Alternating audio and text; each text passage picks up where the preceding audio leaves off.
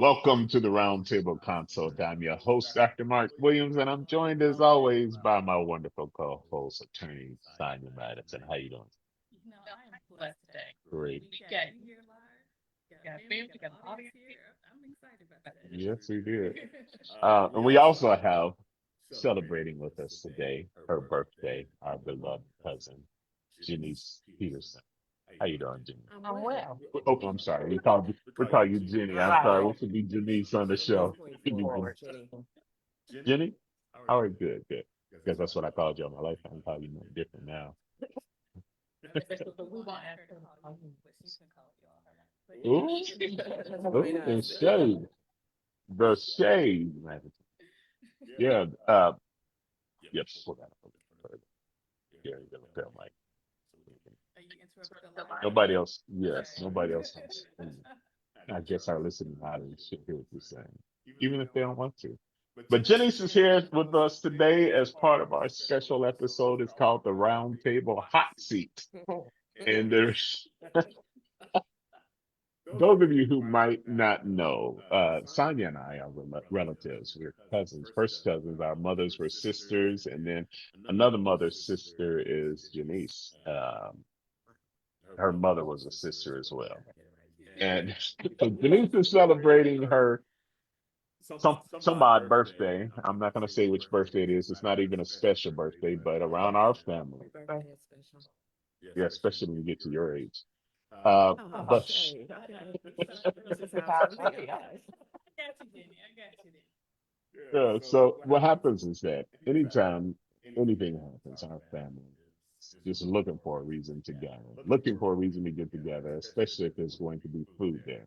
So if you look on your screen, you'll also see the rest of our family, or at least part of our family here, as a live studio audience. Say hello, everybody.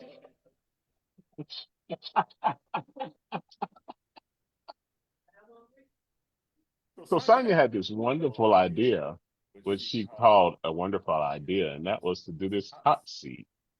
And I don't know, why don't you tell us where that genius idea came from?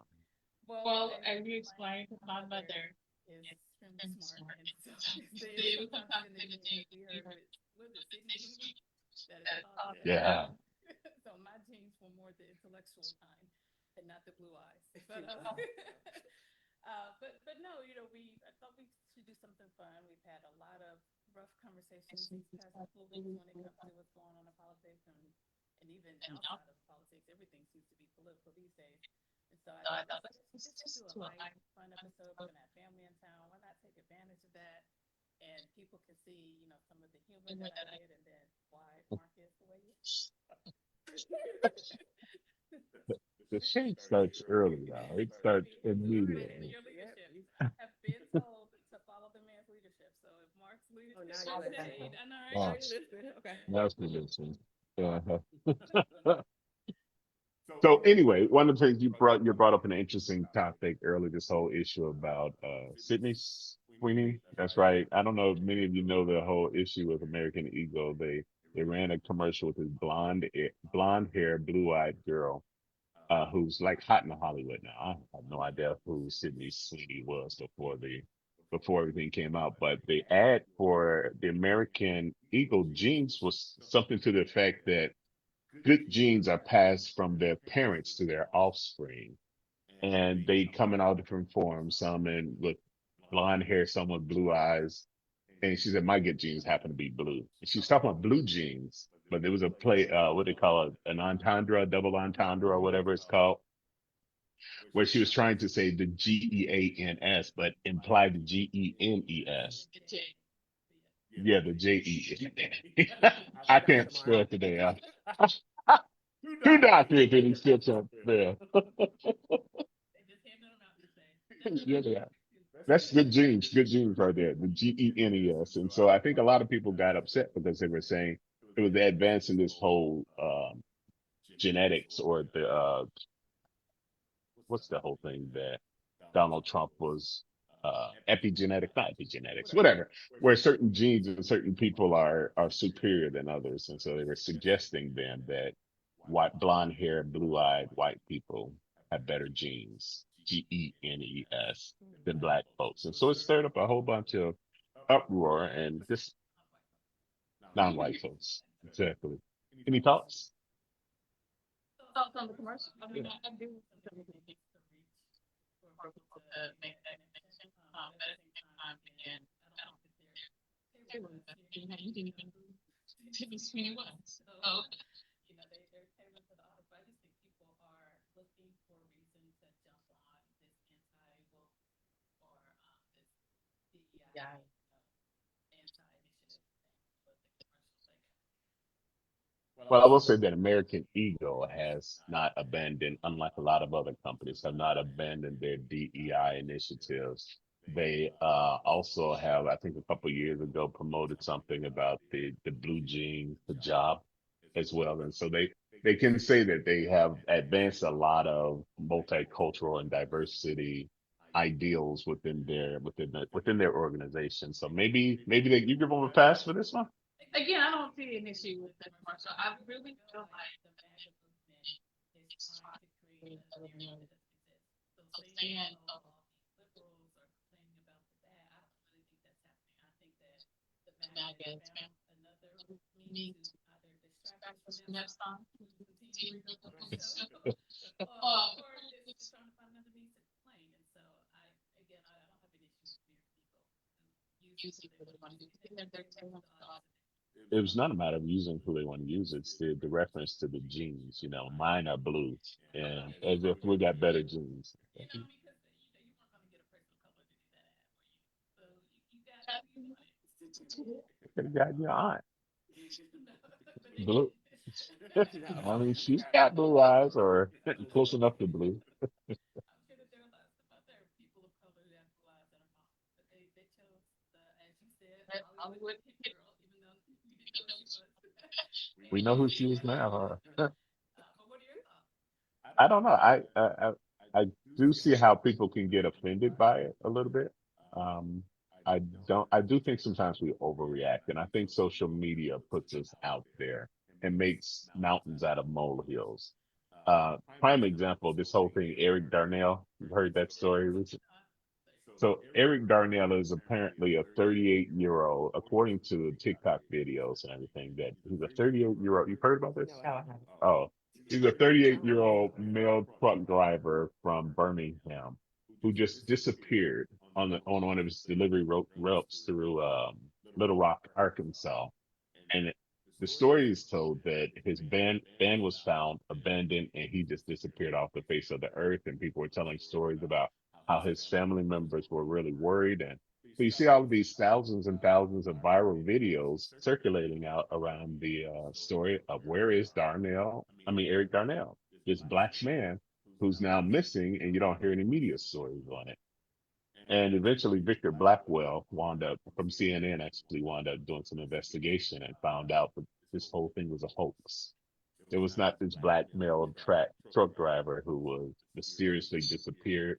Uh, in fact, they could not even locate a black 38-year-old male named Eric Darnell who lives in Birmingham who drives a truck. In fact, they found a 38-year-old Eric Darnell who was an educator, live and well. And he was saying how he had gotten so many messages from the people on Facebook offering their condolences with his foreign students posting on his Facebook. It created a whole bunch of mess that was not necessary. So we found ourselves in an era where I think issues are made out of nothing sometimes. And obviously that's one key example. Maybe the same thing happens with the American Eagle story. We'll see. But I know it's not. And I appreciate that he's still alive. And he still didn't answer. No answer, no Epstein files. That's all right. But today we got something even more juicier than the Epstein files, because we got Jenny in the audience on the table, on the round table, hot seat today. And you want to explain how this is going to work for us today? Yeah, I'll explain what we come out, I guess. So I don't know if you guys have ever watched the show Power. So I want to make sure we are not trying to come out with them. We are taking their idea. This is again just for fun education. There's no promoting any of this off, but we're going to answer questions while eating hot, spicy Now, for they're probably going to be hot as macro. But for you, see, they're truly spicy, or if they don't have it. Well, the issue is you got to eat a hot wing if you don't tell the truth. If you don't answer the question, if it's right, Answer each question while eating one, but if we don't answer, it's going to get eaten. I want you to taste it. You got to taste it.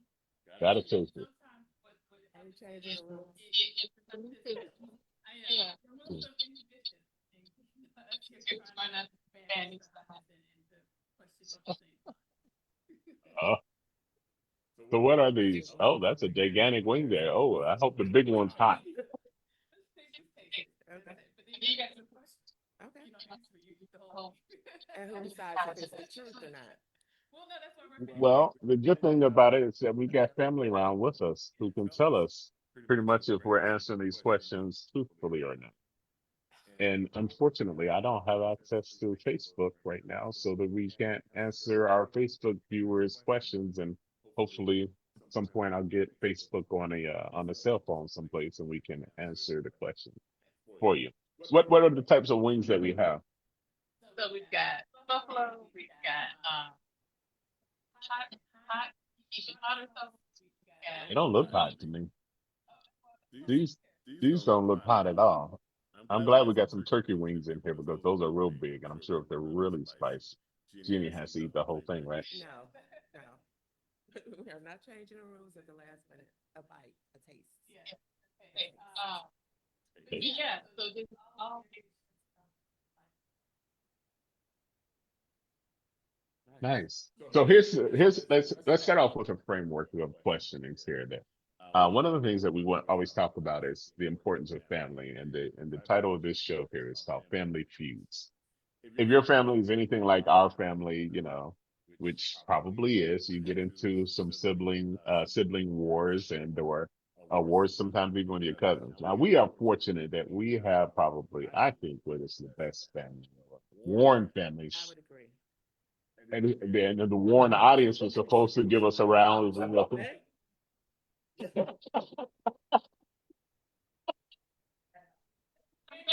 That's what it is. I guess I have to eat a wing. But the thing that I love about our family is that once you're a part of our family, you are always a part of it. Nobody ever seems to want to leave a family. It's like you can be an ex, you can be divorced 3 times over, and you're still coming around to the parties, participating in the karaoke nights, and there's always some comment about being reunited or whatever it might be. But the good thing is that everything is done in jest. And anytime we bring someone new around our family, you have to prepare them already that they're going to be grilled by a whole bunch of questions, and they have to make sure that you don't have thin skin around us You because listening there? you listen to Herman.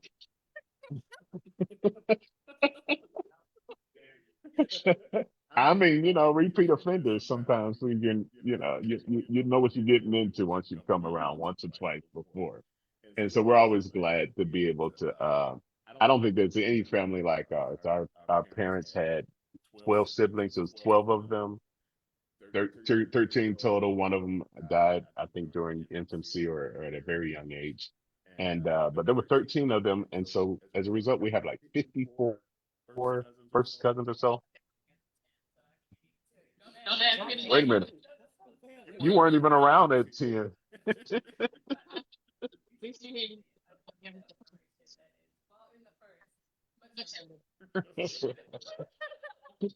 And I am much younger than Jenny. Month. Month, month, it's true. Hold your breath for a couple months, see how long. But the thing is that our parents were very intentional to make sure that we all stayed together, and you can't have a small gathering. This is just a weekend that was thrown together to celebrate Jenny, and of all people, and look how many people still showed up. Shade, shade. Hey, Right. but this is what happens anyway. If you have thin skin, don't come around the Warren clan. Just because we do try to be respectful for people who may be introduced to it and may not necessarily know how we roll, but some of the questions that you might get today might be a little bit embarrassing for you. And no offense is taken. I mean,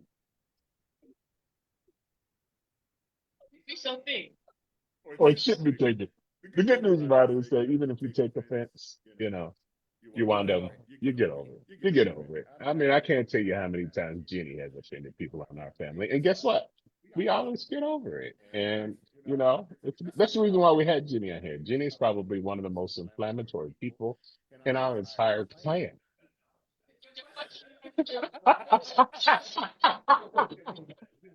Eat a wing. You That's know, not true. Eat a wing.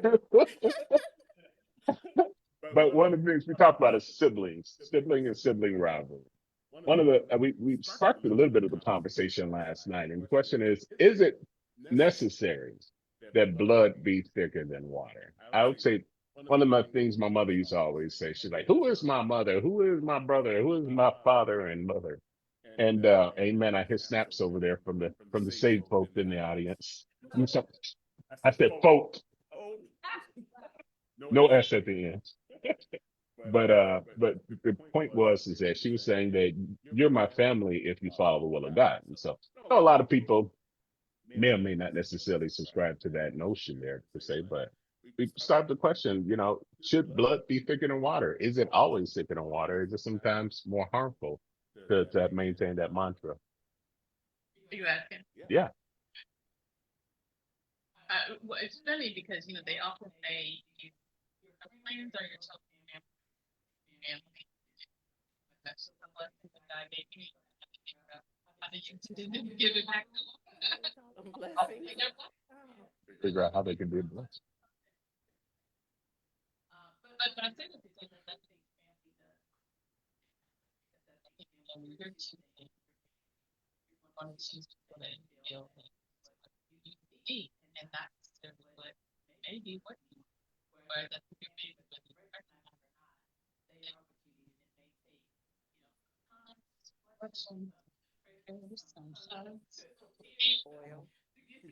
Oil. Oil, anointing oil, Anointing oil. anointing oil, anointing oil.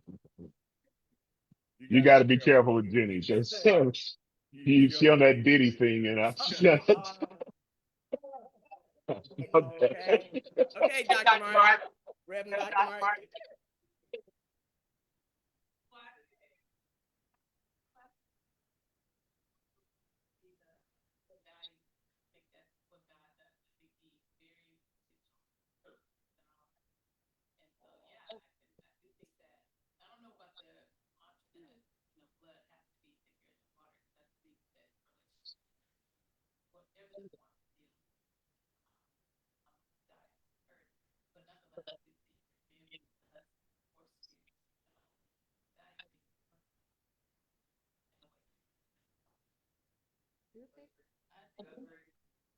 The Family humble, humbles you. that's the truth. They might desensitize you.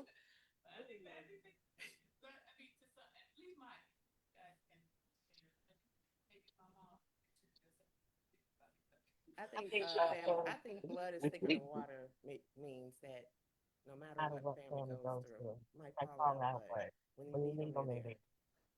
Mm. I think that's what the statement stands for. Do we have to be there?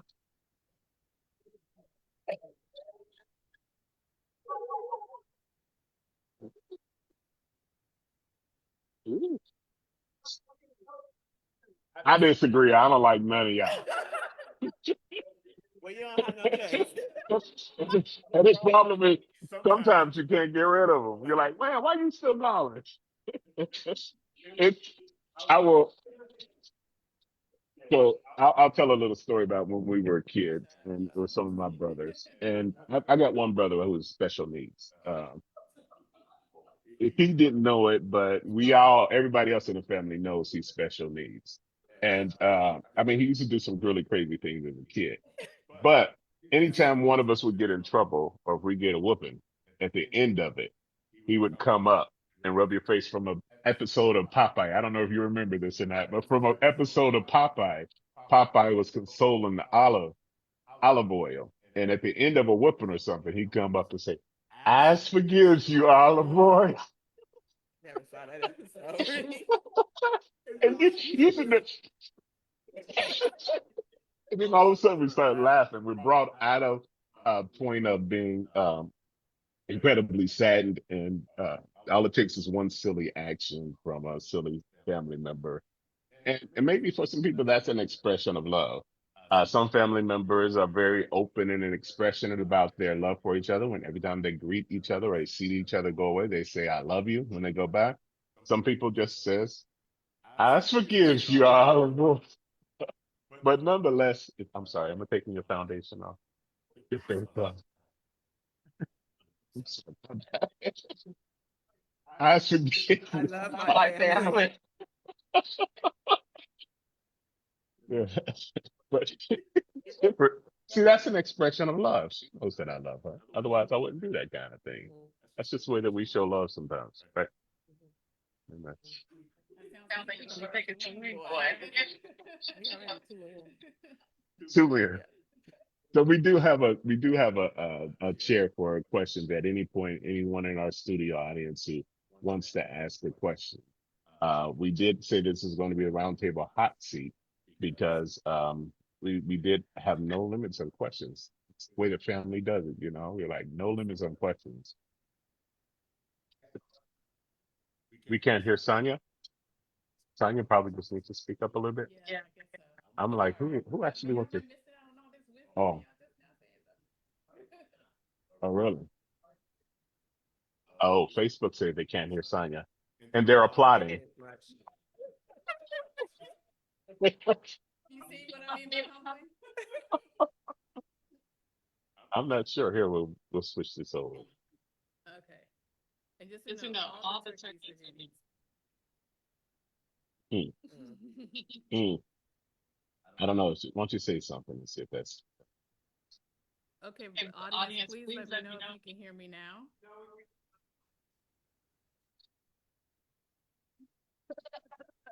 that was loaded. That was loaded. We're not gonna That go was there. loaded. We are not gonna go there.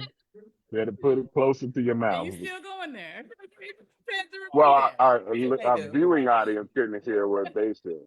So repeated it for 'em. Better. Okay. Just getting closer to my cousin, that's all. Get closer to your cousin. Mhm. Yeah, y'all stay over there. So we can become more friendly. So when is it acceptable? When is it acceptable for you to sever ties with your family members, particularly your siblings? Sometimes they can't. We've all had a situation where you had a fallout with one of your brothers or your sisters, and maybe that thing lasted for years. Maybe it's still ongoing. So the question is when is it acceptable to do that, or is it ever acceptable? And from our audience, if you guys want to chime in on any of these questions, you're certainly welcome to do that Now, is as this well. part of our game questions, or you just trying to I'm see taking on notes. We're the just right thing? we're just trying to. Do we have the questions answered? I mean, we're just finding down right now. Let's see, there's some questions on Facebook as well. Oh, okay. Oh. Well, audience, hopefully we'll answer some of the questions that are posted on Facebook when you guys see them. Well, Anybody? that's a good idea. Yeah. Sonia had a good idea, yeah. Yay. This whole episode. That's not your idea. And so, but I'm also stalling because I really didn't hear what your question was either. What was your question? I don't remember what my Okay, question that is. It wasn't ever important. is there ever a time when it's acceptable, maybe even necessary, to sever ties with a close family member? Definitely necessary. Definitely. There are definitely necessary times that you need to separate yourself from family, friends, and everybody. Here, I don't think you should ever excommunicate, but there may be times where you may feel like a temporary break is necessary. And I mean, and I think that's fine. I think oftentimes, at least from my perspective, when there is conflict and you have gone through the steps we talked about on the show that's biblically there, where you've talked to the person and that person still doesn't see any issue, where you've talked to other people who have also talked to the person and the issue is still there. And so then you may decide for a while, okay, because this is who you are, I can't meet you in the space of who you are. But when you are ready to come to my space and you kind of know exactly what it is that I'm expecting, then by all means, I'm not going to say I can't talk to you again once you've decided to come to my space, particularly if you're asking for forgiveness, or asking for a change of behavior. And so, no, I just think that again, I don't think you should ever excommunicate, but I do go with the notion that perhaps sometimes a break or a timeout is necessary. And how long is that necessary? I mean, it depends on the situation. It also depends on the issue. Depends on if there's ever a recognition of either a wrong or a need for change behavior. And so that, I mean, it just depends. Relationships are complicated. 3 years? How long has it been, girl? Is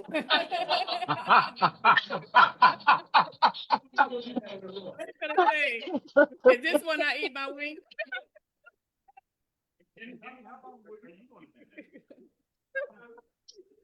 I think it's the same for everybody's mad at Earl at some point, or Earl's mad at them.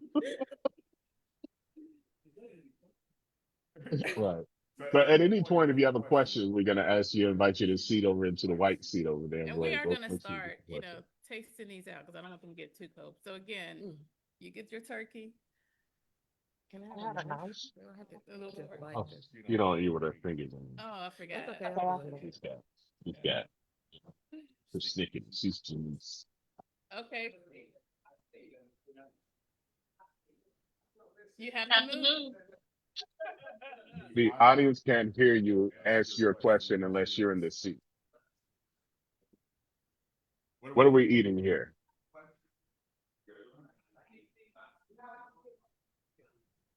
What are these that we're eating? I don't know which sauce. Well, you gotta start with the It's like mystery sauce. Yeah, I think, but you know how you cook it, and I had Who it, cooked and the then I chicken? forgot. Who cooked this chicken, by the way? Well, I'll let you taste it, and then I'll tell you the answer. Like we said, it's about 2 in, so go ahead and eat. That's not hot at all. Oh, Okay. good. Look at that. That's not hot at all. Okay, we have a question coming from our studio audience. Line got long real fast. What? And I would like to address this question to the female members on the panel. We know that Dr. Mark is married, and we have sympathy for his wife. Empathy, yes, we do. To the other 2 members on the panel, are you involved in a committed relationship? And if not, why not? And if so, That's whom? 2, 3 questions. Choose one.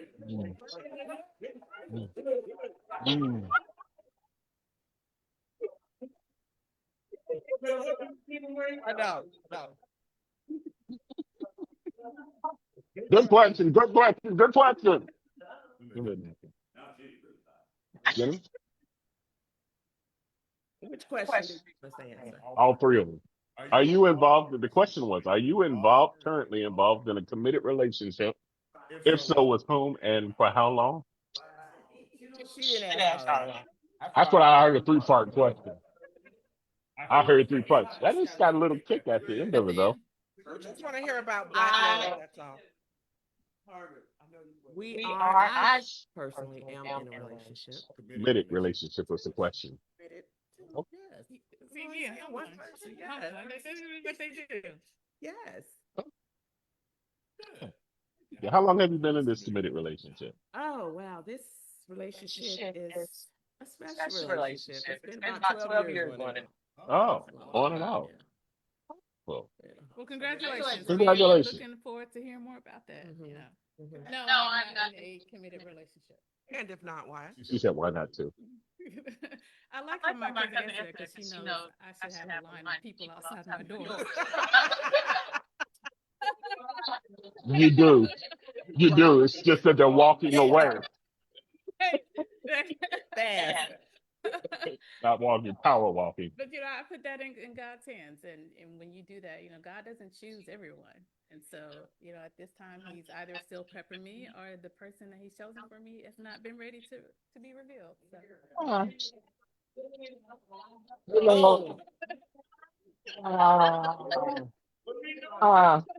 Okay, okay. I hear y'all clap. I hear y'all claps on that. But I gotta say, a lot of times we use that as an excuse.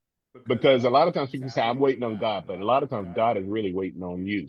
Absolutely. And God places a lot of things in your pathway. There's a story about the man who was at sea and who was stranded at sea. And he said, I kept praying and I kept praying for somebody to come rescue me. And along the way, there was a man came in a paddle boat and said, hey, you need some help? No, no, no, I'm waiting on God to answer. And then another one came by in a bass boat. No, no, no, I'm waiting for God to answer. And then after a while, the person was left out there and drowned and said, well, God, or about ready to drown. God, why would you leave me out here this whole time? And God said, I've sent 2, 3, 4 person after person to rescue you. But because they didn't fit the mold that you thought your rescue should be in, you now put yourself in a situation where you're alone and a catless, childless woman is, what's his name, Colin? I'm just I saying, that's mean, all. to me, anytime you're Wow. quoting Vice President J.D. Vance, you have lost. Wow. As far as I'm concerned. Okay, you said point well taken. All right, so we have another question. Yes, Just want to know. you guys, you got to talk into the microphone. That's my sexy Get it voice. closer to your mouth. That was my sexy voice. But anyway, with the life alert, I want to know how this wing test going to go. Because Jenny, you don't eat chicken. It's a turkey. Listen, you got to taste all of them, though, don't you? No, there. Yeah. Yeah. You gotta Don't you taste the be flavor. concerned We about got what you this. put in Yeah, your we mouth. got this. Well, I'm concerned about what you giving to your audience. You know, we thought we was going to see a testing of the wings. That's what you guys said. So you just trying to say Jenny's not eating? I don't have to eat because I've told answered all questions truthfully thus No, far. I said As far as eating the chicken But we taste. still want you to taste it Yes, while you you have answer to questions. taste You it. just don't have to finish it if you answer. That's all I was saying. that's not that ain't. We want your commentary on it. It actually, I will say, I will say that it actually was flavored pretty good. Thank you. Did you pick that? Yes, I'm gonna say now I'll answer that question. Yes, I Well, paid I'm not going to disclose who said it. attention. I'm not going to disclose who said it, but somebody in your family said that we know whose house to go to and not eat. And it was in reference to yours. And so I'm not going to tell you, one of your family members said it, I and bet to she's say, sitting I down bet right they won't now. say it in the mic. That is a little Get She's it? sitting down right now. Don't worry about it. That's all good. Again. All right. All right. If Next Rocky gets his question. question, I want you to get prepared for another wing. I want to go back if the floor is open. I'd like to go back to the question that was initially asked, and that was, when is it okay to, what was the word, distance yourself from the family, sever your relationship with your family? And I believe that, Sonia, you said something to the effect, especially if they're looking to seeking forgiveness or something like that. And I just wondered, isn't forgiveness a decision you make? And if it is a decision that you make, then when would you decide to sever the relationship? If you decide that you're going to forgive that person for whatever it is that they had that that transgressed you or upset you, could you move on without severing the relationship, whether they ask for forgiveness or not? For your first part, I think forgiveness can be both. I think if you are apologetic about something and you want to express that to the other person and asking for their forgiveness for your wrong, I think that's also biblical. You know, I think the Bible does talk about us going to our neighbor that we offend. It talks about when we have wronged someone, that we should seek forgiveness from that person and we should acknowledge our wrong. But on the other side, I also think that, you know, when you forgive another person, that does help you. That is for you. It's growth. It is.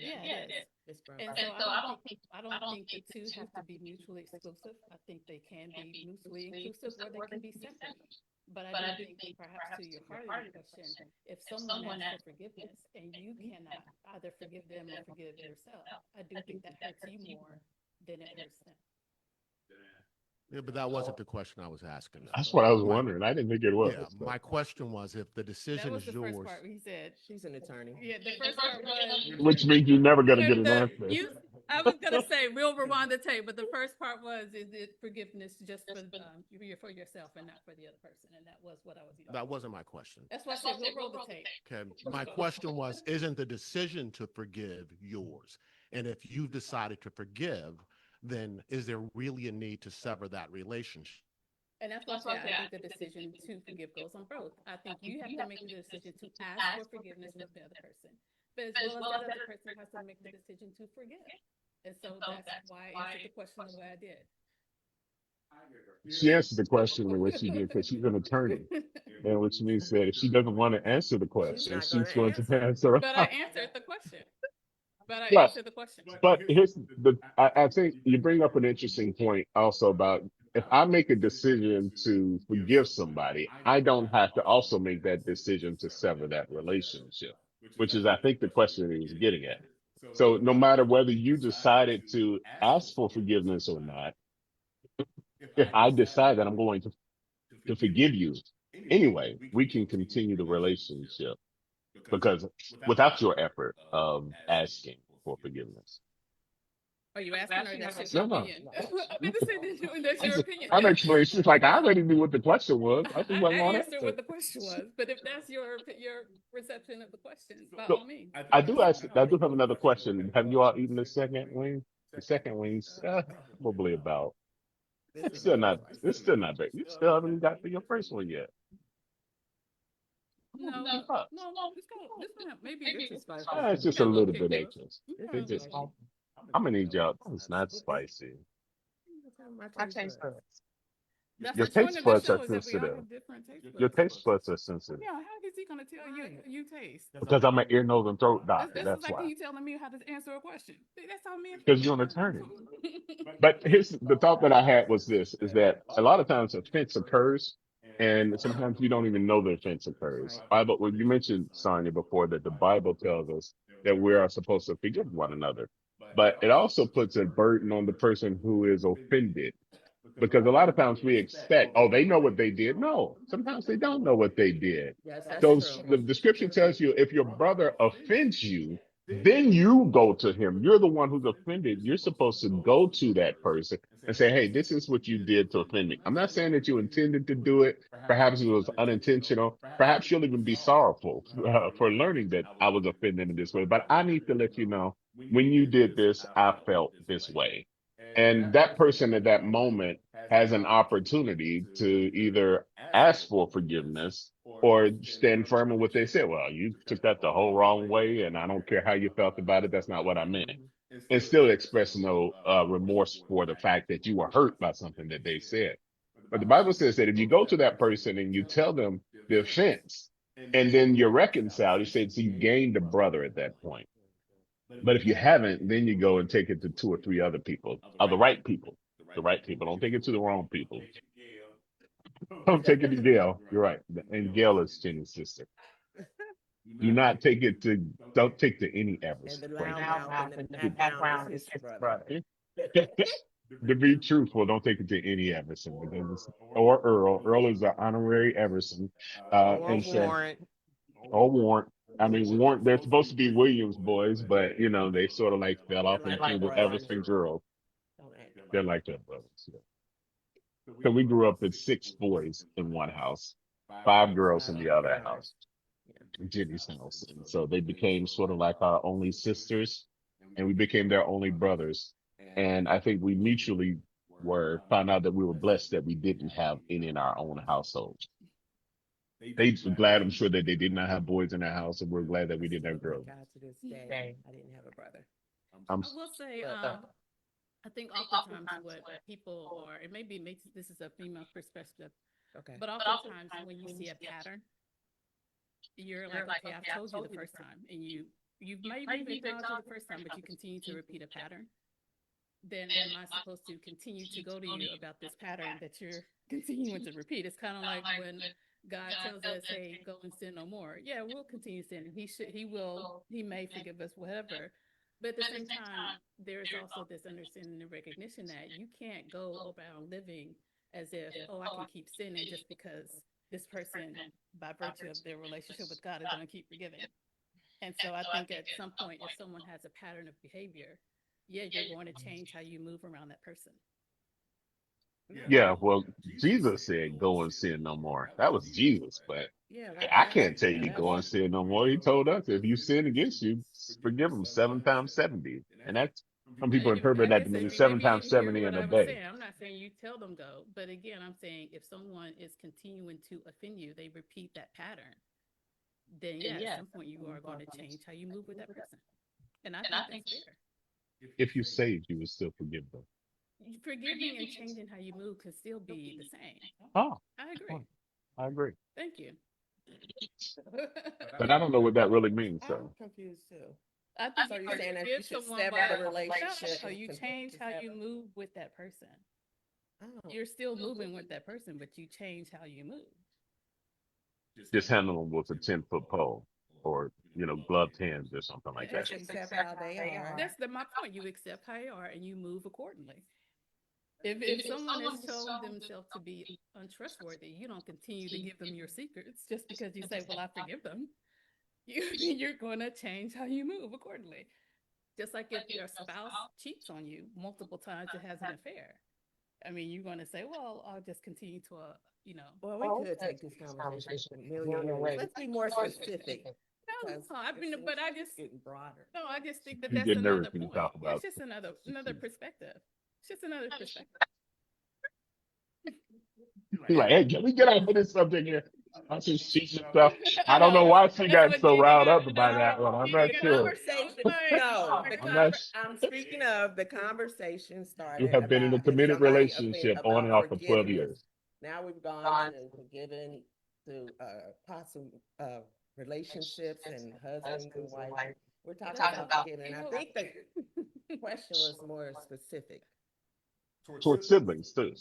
So the other question is that, so you said if that same person continues to do the same thing over and over and over Right. again, you change how you move with them. Is the threshold different for a sibling than it would be for another person, for a non-blood relative, for a first cousin, second cousin, boyfriend, spouse? Where are the thresholds for those?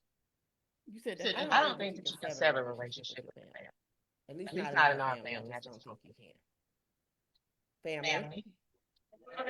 That's right. Whatever you see. Have them equate. Again, Sever. I think Define sever. Yeah, I think we're conflating moving differently with severing. Because again, if you're moving differently, you're still moving together. It's just differently. But what you're saying, sever, that's why I made sure to say there's excommunication. Yeah. And then there's, hey, I move differently with this person. Okay. Well, I will tell you, Jehovah's Witnesses, however, they've gotten to the point where, and I don't think any of our family members are Jehovah's Witnesses, but they believe wholeheartedly that you completely sever those relationships with people who are not following after the dictates and the mandates of God, according to their faith. And so I have I've known people who have not interacted at all with their family members for decades, just for that particular reason, for religious reasons. And so is it ever really been acceptable then for someone by reason of their faith to find themselves separating themselves from their family? Because the scripture does give an indication and reasons why at some point, if someone never changes their behavior, for you to excommunicate that person. So does that same thing happen if do you get a little bit more leg room or leeway if you're severing that relationship for religious purposes? There's another question to be asked. Yes, not to do with any of this. But I know you So said you've answer been that in one. relationships for the last 12 years. I was just wondering, are you secretly married to this person that you've been claiming? Or I was just kind of asking, are you married? No, I'm not married. Okay. Okay. Because y'all know you've been in relationships for the last 12 years. So I was just kind of wondering if it was serious. On and off, she said. On and off. Oh, On and off, right? all right. Thank you. We just don't know how Because long she's the not on gonna was or separate. how long the off was. We knew that it was off. We just didn't know when it turned back on. Because I noticed he wasn't here and I was just inquiring. Okay. Thank you. Y'all are messy. That's all I gotta say. Y'all are just messy. So, are there religious exceptions for severing ties? You just articulated one. I'm just saying, do you believe that? I mean, just because I said that's what the Bible says doesn't mean that that's what you believe I and that's what believe you'll in the Bible. practice. Well, then Jenny said, Maybe Jenny doesn't. Jenny I'll let said, you answer. He knows where I'm Jenny going. said you can never sever a relationship with family. No, Sever means to cut it off. to cut it off completely. So You you're could saying take, no, you no could take time away. But If I mean, if that time away is until that person dies, one of the two dies, it's then severed, though, right? You don't have to put it. yes, it is. I think there's Thank you. Can you teach Sonya how to say there that? is an intent. She just got No, no, that. no, You're no, right. I say there is a difference between an intent to sever and an intent to temporarily separate. And because you could intend to temporarily separate, and during that period, someone could pass, and you didn't intend to sever that relationship. What you intended was to temporarily separate yourself, and maybe that's what Jenny is getting at. It's like, hey, you can do a temporary separation, but you do that understanding that I don't control how life happens. So if it turns into an excommunication, it wasn't her intent to sever, but that's just ultimately, unfortunately, what happened. If you sever that, should you have a timeline? Should you set a timeline? If you know that I just need distance from this person, should we be responsible enough to say, I'm going to allow it to go no longer than this? And at some point, I'm going to bring it to a reconciliation. And the reason why I ask that question is because this is one of my practices in marriage, which is why I've been married for 32 years, I think. She forgives you over and over, does she? Yes, it's a badge of honor. It's a badge of honor. Greg, my brother used to say, you brag about being married to the same woman for so long, like it's a badge of honor. And it's a good thing. Thank you. Thank you. But the point that I'm saying is that every time you get involved in disputes with a loved one, whether it's a sibling or whether it's a spouse or whether it's just a good friend, sometimes you do need some space between it. But I think if you don't set a timeline to say, this thing needs to be resolved by this point, we can grow comfortable in our separation and eventually say, well, I don't really need that relationship anymore, until you become intentional about saying, hey, it's been 3 days, it's been 7 days. I'm not letting this go beyond 7 days. So this is in a relationship in my marriage. I'll say I definitely 7 days is probably about the longest that I would have ever let it go. But then I'll just sit and wait. And is she gonna acknowledge that she did something wrong? And then at the point of end of 7 days, I'm like, she's not going to. So I need to. You And just so acknowledge that you're offended, right?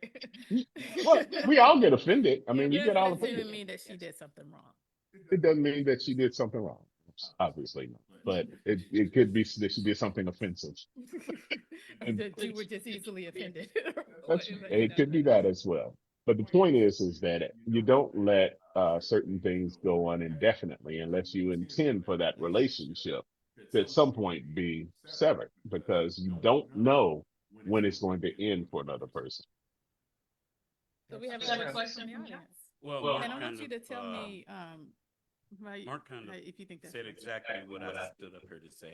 I believe when you can articulate like you did what could possibly happen, though it was not your intent, knowing that that's a possibility is why we should not let these, especially with family, fester and go on past that 7 days. So, or if it's 7 days or 2 days, I'm a little different. I got very thick skin, so no one in my family's ever going to say anything or do anything to me to make me want to sever a relationship. However, I'm a little different because I'll say things that would offend someone, and Lots of people. though it may not be. No one is half the battle. Yeah, no. So what I do, if I find out that I really offend you, unless I really wanted to, I'm going to apologize. And that's because, I love all my family. Even no matter how I may come at you, I'm telling you what you need to hear, Sonia. So, I mean, my bad. My bad. But the thing is, I have cut off Greg, and I'm sure we all can see why. People besides family, that's not family. The Bible says that someone turns their back on their family, they're worse than an infidel. So, all of us here are connected DNA-wise. You could prick any of us, and all of us are the same people, genetically speaking. So to hate on your brother or your sister or no matter what they done, to me, like the Bible said, now you're hating God. You're hating yourself. You're hating your mother. You're hating your father. You're hating your grandfather because you're hating something that you came from. So that's the way that I look at family. I I'm not talk to you for a while. That's just not the way I go. I'll call you and say something silly, like Mark said. I'm gonna make you laugh to let you know, hey, if I don't say I'm sorry, I'm Because he teasing can't with you, say or I'm I'm gonna sorry. just say I did not mean to offend you. And when you do that, now you don't go back and you don't do that same thing. Like Sonia was saying, if I offend Sonia and if I apologize and I'm really apologetic, and every time I handle or move with her, I should be conscious of my promise I gave to her. And because she is my family first, because she's a human second, and I gave her my word, I should not offend again. And that should build our relationship. And I would like to think that if I did that, that she will see that, and maybe she will learn from it and love the same way. Oh, yeah, should Oh, Should oh, hug. oh, Hug. hug it out, hug it out, hug it out, hug it out.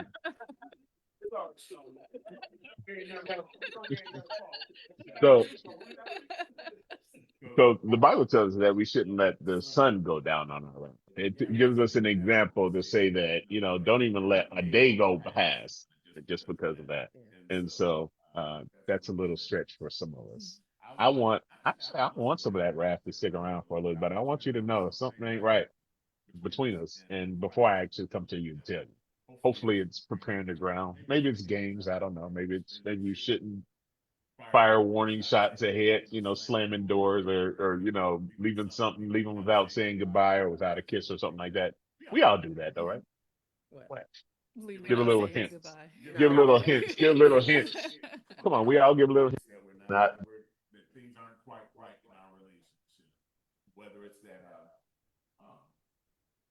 Oh, Neil's not here.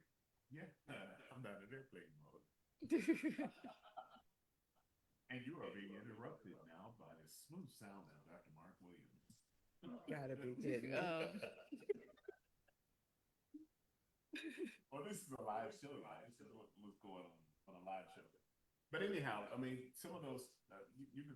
however you want to call it. It's a silent treatment. For some people, it's a silent treatment. For women, it's withholding. A lot of times, withholding sexual intimacy. Sometimes it's slamming doors. Are those little cues? Are those things helpful? Are they harmful? Or should we avoid those type of things? Or why do we do those? Hmm. What Why do do you you do do? those things? Since Let you me ask you said this. since you were very clear that you do those things. Why Well, do I, you do those things? Start I, with. I told you I give hints. I want you to know that I'm upset with you without me articulating initially, Why?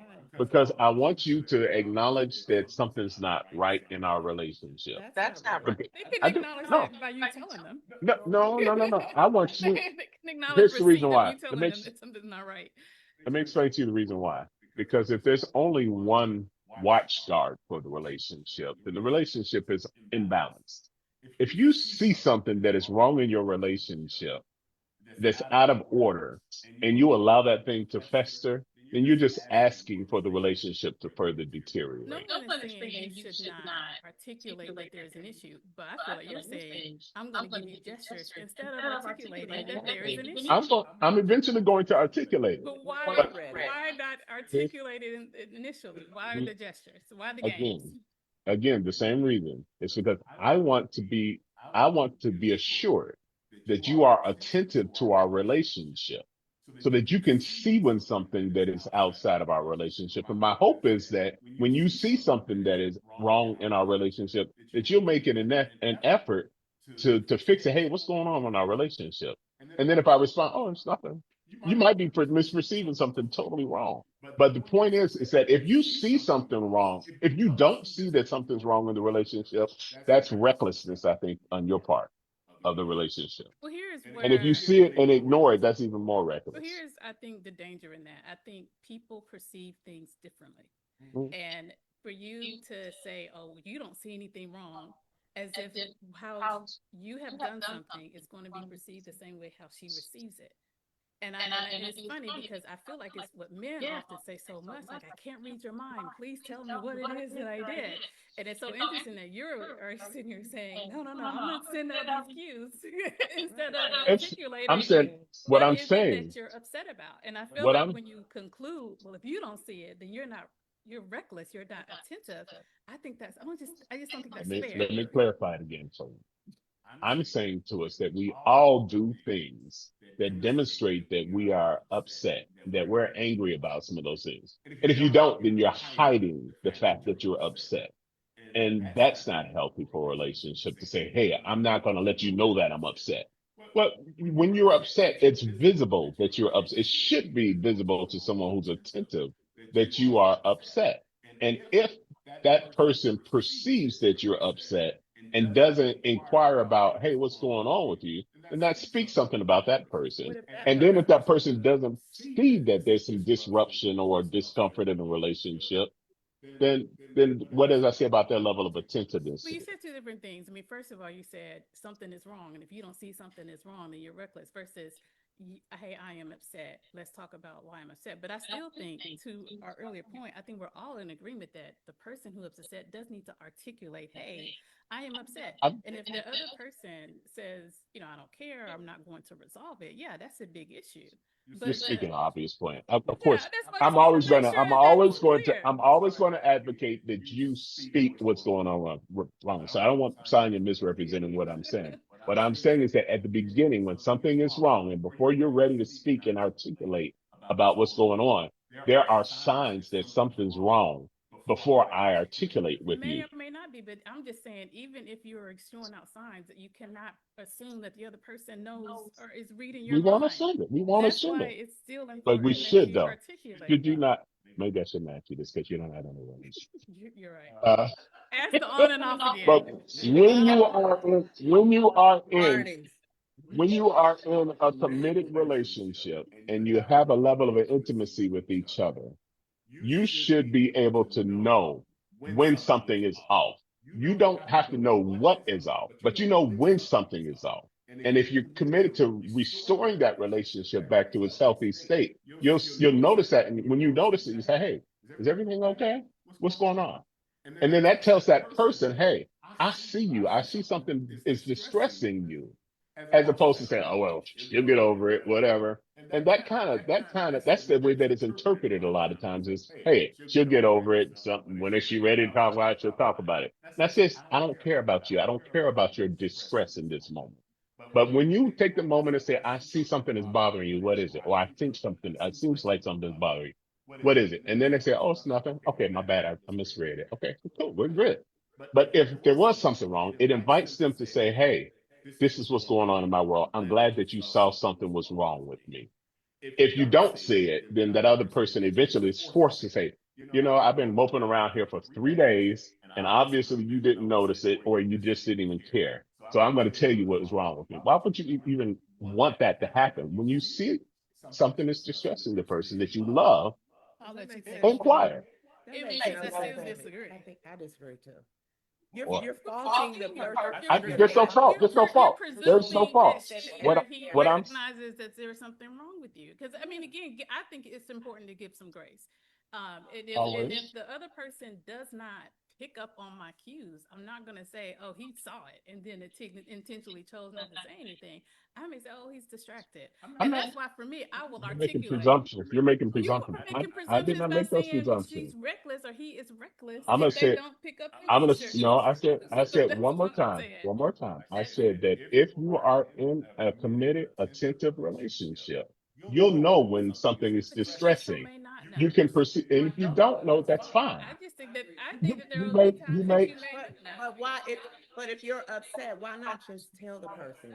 Why you, can't you just if you're something is you can, upset, you why can, don't you just say it right then you instead of can. waiting 3 days I'm for not that person arguing. to I'm not recognize? arguing. I'm That's not arguing that you immaturity. shouldn't. I'm not arguing that you shouldn't.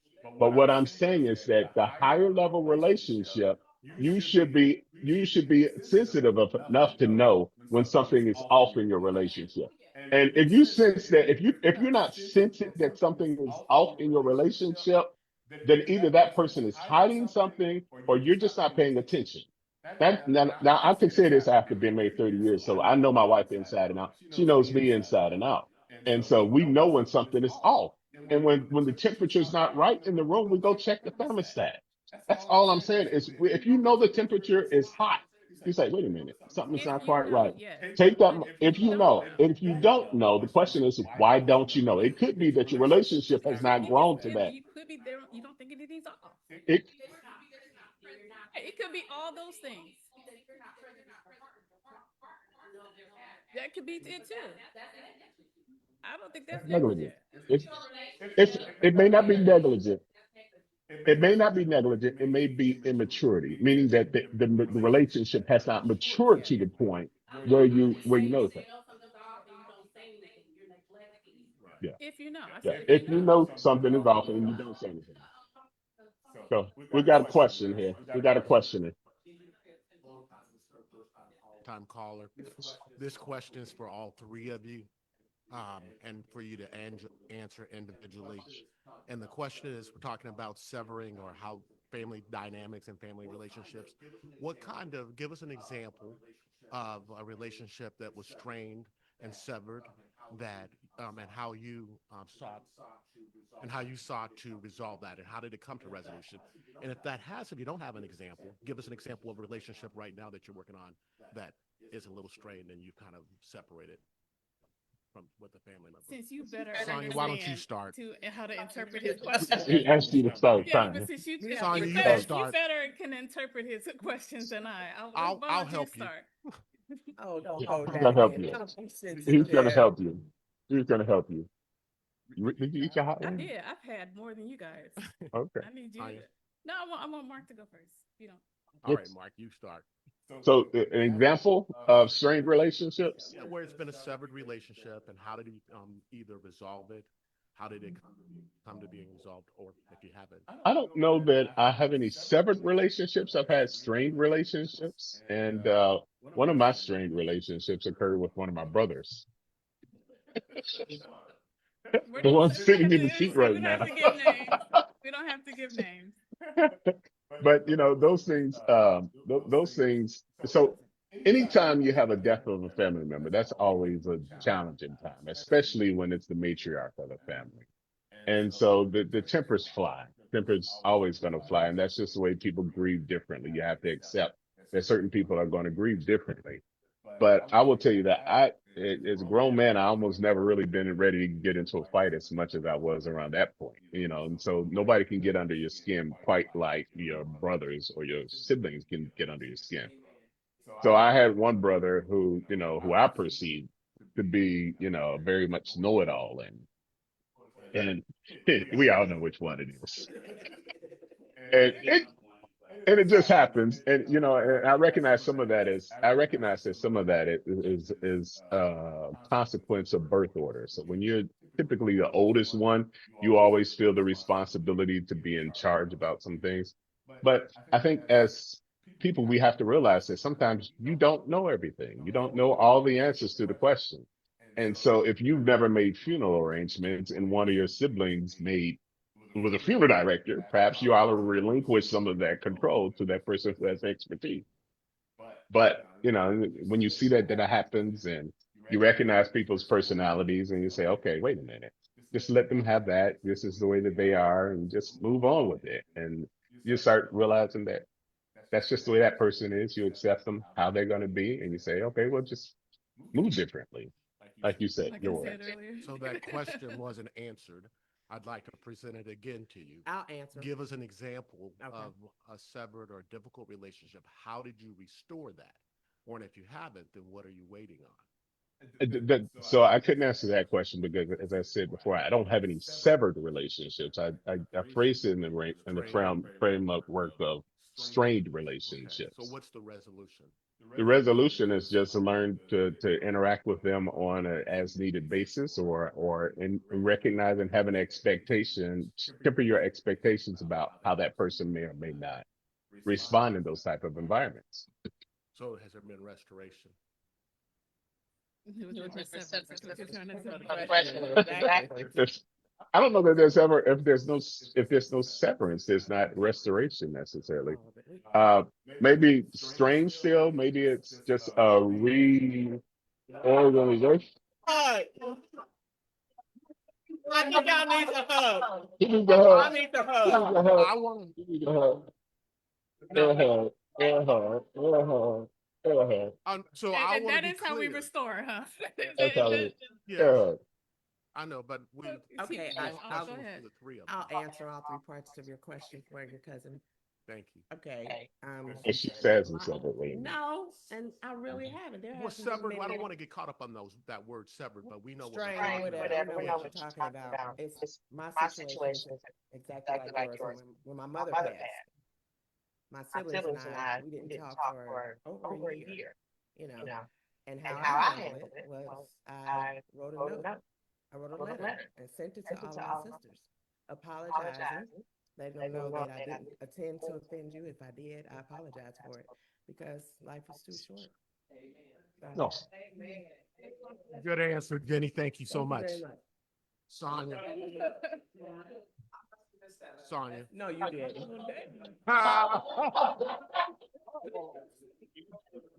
Yeah, somebody missed that letter. That's wrong. I said she wasn't ready for restoration, huh?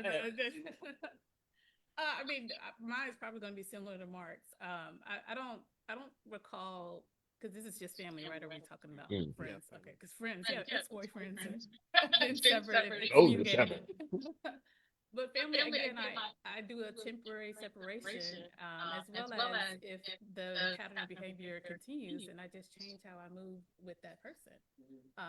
But I don't, and I guess as an example, similar when you have siblings, you know, I have a sibling that I temporarily, you know, took some space and separated from. But again, every time we're in the same room or we're together, it's not as if there's an excommunication. It's not as if I don't acknowledge that there's still a relationship because there will always be a relationship. You can't sever that.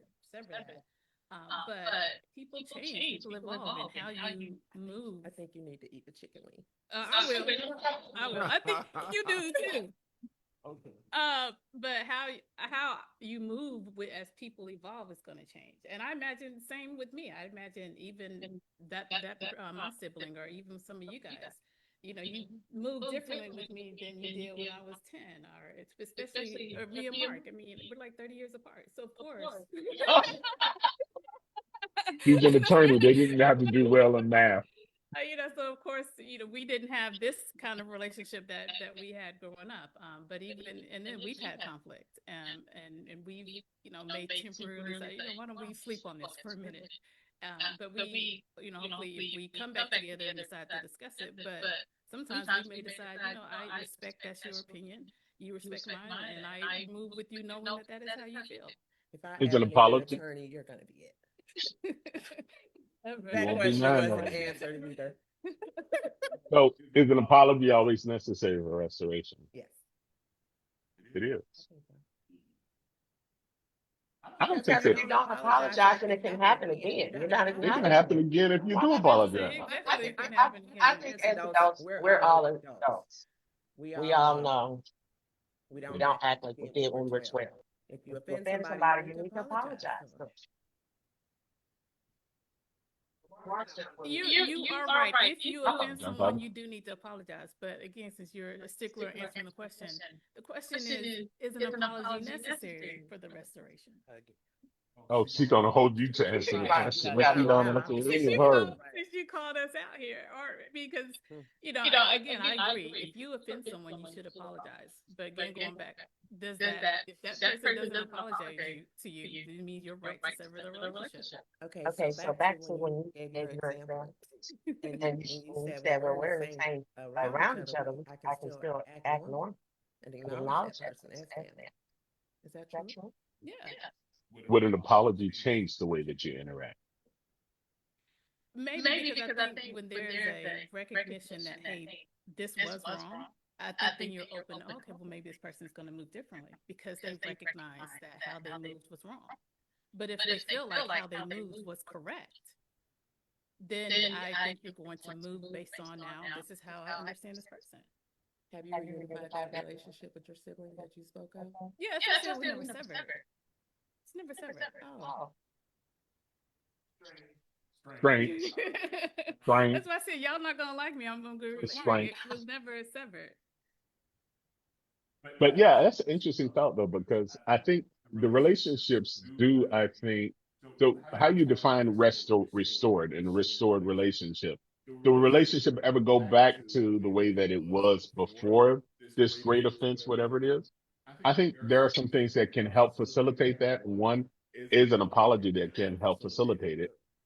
I don't think an apology is necessary for it to get back to that. You can, it takes a lot more, I think, maturity and or I don't know if maturity is the word that I want to use, but it takes a lot more courage or commitment, discipline, and commitment. That's the word I think I want to use. Commitment to making sure that that relationship is restored than it would if you didn't have an apology. Apologies, I think, certainly do help because it does, as you said, it acknowledges not necessarily that there was a wrong, because perhaps that's just the way that that person moves, and the way that that person moves offends you. But an apology, even to say, hey, I'm sorry that that offended you. You know, I'm not sorry that I did what I did necessarily because this is just what I feel like I should do. And this is what I'm supposed to do. But, Well, you know, are you I'm a supposed sorry to that you, offend, or it depends. well, no, You I can say mean, you're supposed to. I can, Because the Bible said that if you do offend someone, you should, not let that hinder them from Christ. And so it's, to me, it's a difference between, hey, I didn't realize that offended you. I see that it does, and I will not do that again. And hey, I'm sorry you were offended, but you just need to accept this is who I am. So walk into being offended every time you're in my space. I think there's a difference there. Okay. There's somebody. we have another question. I'm being messy. I thought I forgot it. I had been up here 3 times. So I had to recall what I had to ask. Back to the 12-year relationship. Oh, And I was as gonna we've say, been talking 12 years about a slave. strained, severed relationships. How have you come back on this on and off again relationship for 12 years? And is there any plans for this to be a long-term relationship with a commitment? I want one of the black ones. All right. How did you You'll be navigate eating. the on and off? How did I what? Navigate the on and off, because we talked about strained relationships and severed. How do you navigate? Oh, I'm not sure of the question. Back and forth. The relationship was on and off 12 years. And we're talking about strained and severed relationships. How did you guys come back and forth? And is it going to be something that is going to be a Of permanent? course, he always calls after a while because he's gonna miss Jenny. No, just once again, How about sometimes, two wings? Two wings. I heard 2 wings. sometimes people just need space, and sometimes we take the space. Are there any nuptials that may occur at any point in this relationship? I mean, you've been back and forth for 12 years. That's not for me to decide. To decide or to initiate? Yeah, that's not for me to initiate. No. But Are you you would make open it, and you could willing? You decide. can't say no. But are you open and willing to that? To what? Nuptials. All right, now one knee, buddy. What do y'all know? Waiting to hear from God. Waiting on Or are God. you waiting to hear from God? That was Waiting on from the that God audience. ship to show That up. was from the audience. Yeah. 12 years a slave. To love. Slave to love. Slave to love. All right, we got another question here. I just wanted to touch on something Sonya said that I'm not beating her up, but maybe just something to think about, because what I hear you say is when they admit they're wrong. So I may say something that I believe in, you know how I talk sometimes, and you may not like it, and it may offend you. So I will apologize. I don't apologize for being who I am and thinking what I am. I'm apologizing that I offended you. But what you say is, well, yeah, then they realized they were wrong. And I keep hearing you say they realized they were wrong. And you know me, you kiss my ass if you think I'm wrong. This is what I think. However, I was wrong only because I pushed it on you in a way that you didn't like. So don't look for people to apologize and say and admit that they're wrong. Because I know you and Mark probably go through it all the time. He's not going to admit he's wrong. You're not going to admit you're wrong. And I come from a family, none of my brothers say I'm sorry. None of them. And I don't have to hear it. I don't have to hear them say it. When we can sit and laugh and play again, that's all I need. Because that's saying, hey, we're friends again. You know, Earl don't have to come over and say, yeah, Greg, hey, I apologize for being an asshole. You know, this. You know how I am. You know? But he'll just come, he'll play, and you know that's so to me. Don't look for words because somebody will apologize to you, and in their heart saying, "Whatever." She could think whatever. An apology ain't anything. Look at the actions. Yeah. If they're treating you the same way, or next time you hang with Earl or Mark or me and one of us, see if I treat you a little different when I know how to ruffle your feathers. Because when I do it intentionally, and I know that it offends you, then I'm poking. And that's wrong. And at the same time, you know, I think that you probably need to take that same advice because most people in this room are going to think differently than you. That's something you just have to grow used to, just like I do.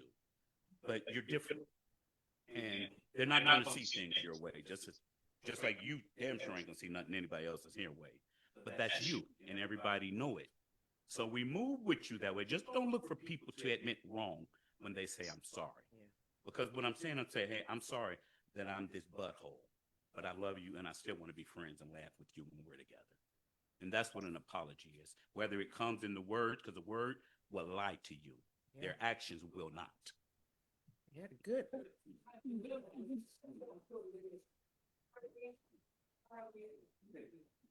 Good answer, Uncle Shorty. The new Uncle Shorty. I would say I appreciate. Well, I respectfully disagree. I appreciate your sentiments. Of course, you know, she was on the green and she called it respectfully disagree. Respectfully disagree. But I will say that for some people, I mean, you don't always have apologies do mean some things for a lot of people. They do. Words. I mean, we all have different love languages. Some are just words of affirmation. Some are physical touch. Some are gifts and things of that nature. So you just have to really learn what that person with whom you're in a relationship, what their love language is, because you can't tell me you love me and say mean things to me. You can't tell me you love me, hurt me, and then just be okay with it and come back and say, smile, I forgive you, olive oil, or something like that, Or say and that's just expect who that to I happen. am, and so I'm gonna just act like you need to accept that's who I am and make jokes after the fact. Yeah. Those words Especially if you mean know, something. as you said too. earlier, if you know someone is upset about it, then it would be reckless for you to ignore it. That's what you said, right? Oh, so now you want to go on what I think. You want to ride on my coattails.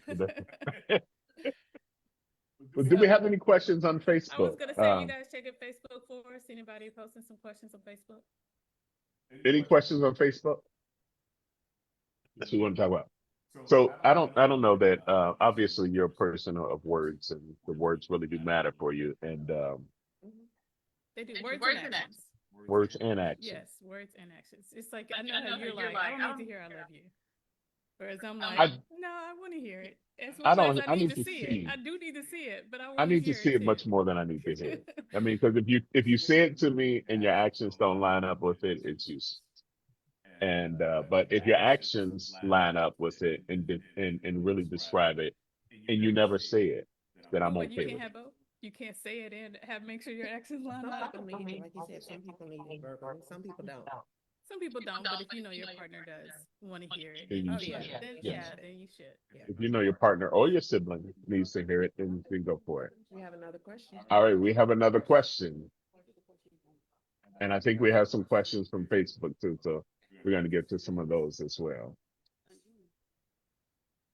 Oh, okay. Okay, well, I have a question from the audience. I'm just here as a messenger. Oh. Auntie Gail wants to know, don't none of y'all Williams boys apologize?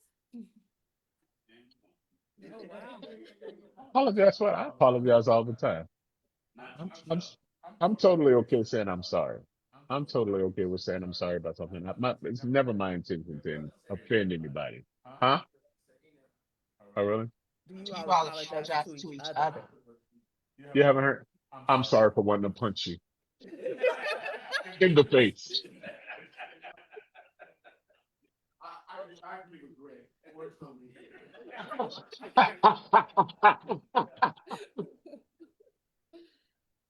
Okay, so I have some questions from Facebook.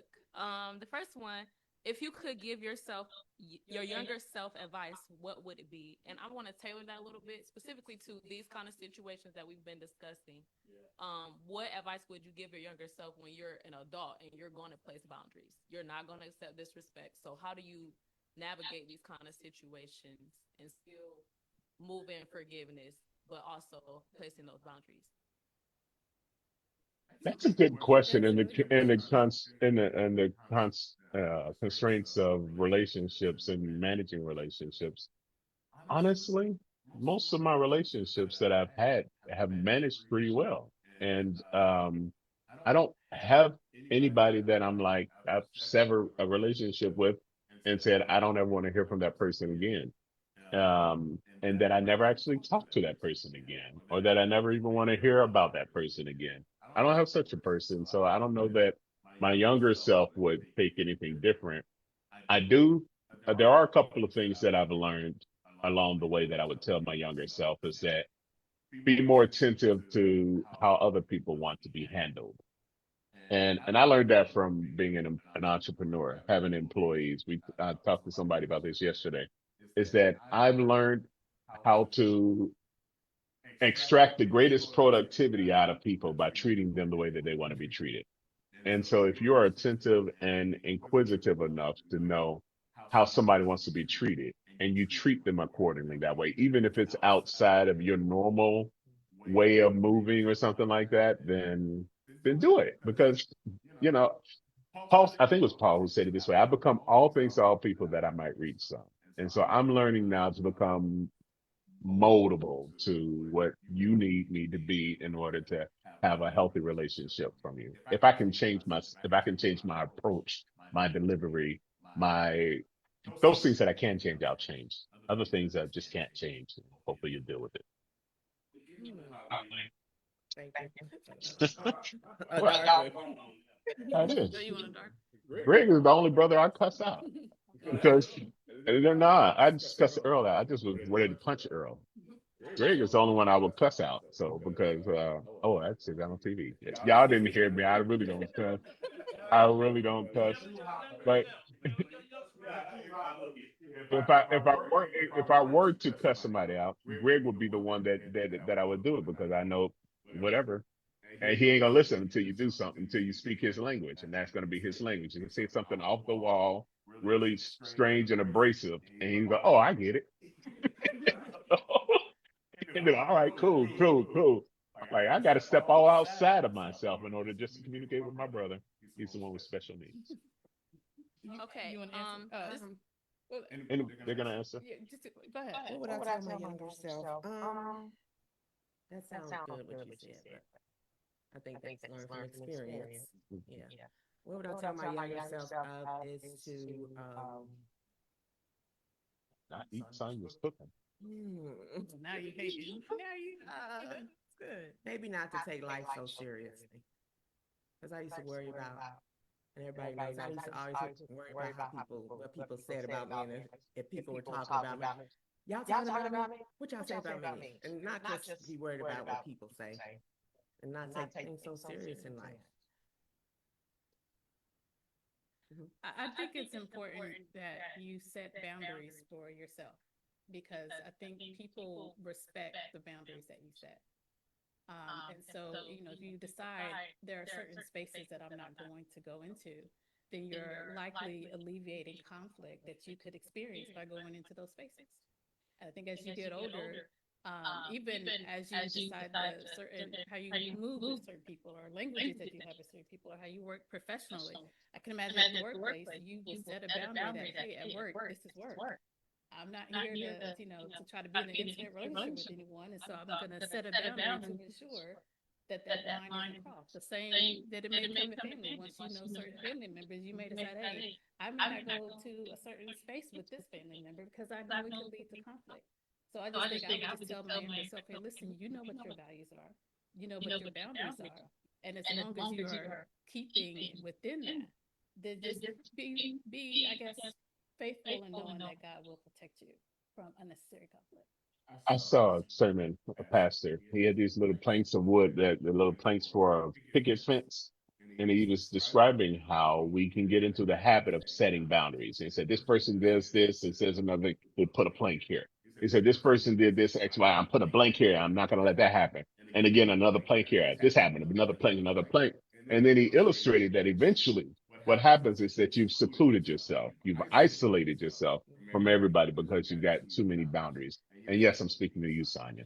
But Say what you want. It works for me. You asked what I would say my younger self, and that is what I would say. I'm gonna tell y'all older. I think boundaries are very important, and I think they it are. also gets you in the ways where, because again, sin is so natural, and if you are intentional about trying to be sinless, and even then knowing that you're going to fail, but the way to be intentional is to not put yourself in certain spaces where it is going to essentially provoke you to sin. And so, but I understand your point, and Yeah, the I point. do understand your point, And but I I agree. don't think that negates that you should still. Yeah, you should place boundaries. All I'm saying is this: let's temper that, because a lot of times we put boundaries up because we want to protect ourselves from harm. We want to protect ourselves from being hurt. And eventually, if you put too many boundaries up, you never allow yourself to be vulnerable to anybody. You never get to experience the true essence of what love really is, because you've now secluded yourself by all the boundaries that you put there to protect yourself. Sometimes you've got to I put do want to yourself make sure out there. God is love, so you should never ever set a boundary against God. Never. Right. All right. All right, next question. I have heard different views on whether a man can have multiple wives today, supposedly supported by scriptures. Some say yes, some say no. I say no. I also say no. What do y'all say? What does your audience say? And what does the Bible say? Greg, did you write that It question? sounds like it. It sounds like it. I know he I'm has just an answer saying, for I this saw you one. post, but Greg wrote this. Oh, Greg wrote. Well, the Greg's all on that question today. I know. So, Greg, I won't articulate Greg's belief briefly, but he will say that he believes that it's biblical for men to have multiple wives, and that it's our society that have conditioned men to believe and women to believe that they should be the only wife. I happen to believe that God created only one woman for Adam. And so because God created only one woman for Adam that was supposed to be sufficient for him, then I believe that God has the ability and the expectation to create one woman that's going to be sufficient for me. When he called him a help meet, he created for Adam a help meet, meant that she was meet for everything that he needed. She was sufficient for everything that he needed. And that was the original example of male, female, husband, wife relationship. And that's the one that I'm going for. Now, men developed different practices throughout the scripture of adopting multiple different women, and whether or not that was, I mean, not adopting, but they adopted the principle of marrying multiple different women. I don't know necessarily that just because it was in the Bible that it was reflected the heart of God. Because if God wanted man to have more than one wife, he would have created Eve and Eva and Elaine and everybody else after that. That's my own personal belief. I agree with Mike. One man, one woman. Not one man, one man. Not one woman, one woman. Anybody One in the man, audience? one woman. Well, again, You're not being heard. You have to. I was gonna say, is this a question or is this commentary? She asked, "What is the audience?" Okay. and here's mine. A lot of what He you is the hear audience. preachers and people like Mark say are assumptions. Yes, God made Adam and Eve the only two people in the beginning. To use Mark's argument is to say that if God meant to have more people, he would have made more people instead of just Adam and Eve. But when God put more people on this earth, then he put more women and more men.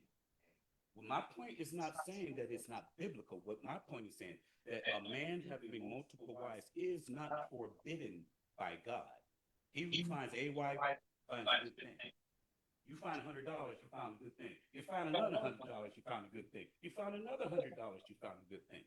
I found one scripture in the Bible that forbid a man to have more than one wife, and that's the question that I always ask. And it says, he who is going to be a leader in the church, like a bishop, they must only have one wife. So mine is not saying what the Bible's saying. Mine's saying what the Bible does not say. However, Christianity teaches us to go into and assume because God said, "He who has a wife finds a good thing." He didn't say you found a bad thing, and he's not Moses, King David, King Solomon. When I have this debate with people, I say I'd much rather be seen as King David or King Solomon or Moses in God's eyes, and even Gregory B. Williams, because God held them to higher esteem, and they all had multiple wives. If God was to say, that's all. My point is, again, I'm not saying what the Bible says. I'm saying what the Bible does not say. The Bible does not say that you are an adulterer if you marry more than one woman. Secondly, the Bible specifically says that an adulterer is a woman. A man who sleeps with another man's wife commits adultery. Not a man who sleeps. If I went out and I got me another wife, a young wife, and I married her, I'm not committing adultery unless she was married before, and that's what the scripture says. So I can marry as many women as I want, and in God's eyes, I'm not committing adultery according to the scripture. So anyone on the internet, look up those scriptures, and you find what adultery is. There may be a Well, the one other thing is that the Bible says to submit by the laws of the land. And the law of this land says if you have more than one wife. That's my point.